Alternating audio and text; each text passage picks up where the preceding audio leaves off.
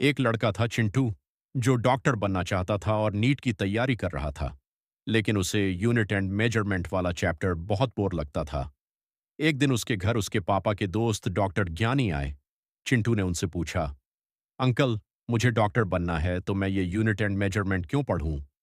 Doctor ज्ञानी मुस्कुराते हुए बोले, कल मेरे क्लिनिक आना, मैं तुम्हें समझाऊंगा।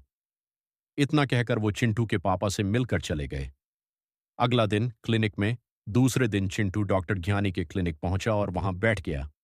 तभी एक मरीज आया और बोला, डॉक्टर साहब, मैं बीमार हूं, मुझे दवाई दे दीजिए।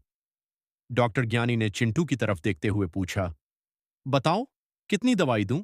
5, 10 या 50? चिंटू को कुछ समझ नहीं आया और वह बोला, आप कुछ भी दे दीजिए। यह सुनकर मरीज घबरा गया। डॉक्टर ज्ञानी मुस्कुराए और उन्होंने सही मात्रा में दवाई देकर मरीज को भेज दिया।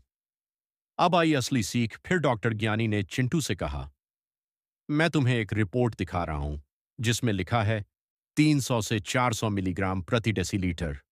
बताओ, ये क्या बता रहा है? चिंटू बोला, मुझे समझ नहीं आ रहा। सच्चाई समझ आई। डॉक्टर ज्ञानी मुस्कुराते हुए बोले, अब समझ आया कि यूनिट एंड मेजरमेंट क्यों पढ़ते हैं। अगर तुम्हें यूनिट्स की समझ नहीं होगी तो तुम न सही दवाई दे पाओगे, न ही रिपोर्ट समझ पाओगे। अब चिंटू को बात समझ आ गई। उसने यूनिट एंड मेजरमेंट को बड़े ही इंटरेस्ट के साथ पढ़ना शुरू कर दिया।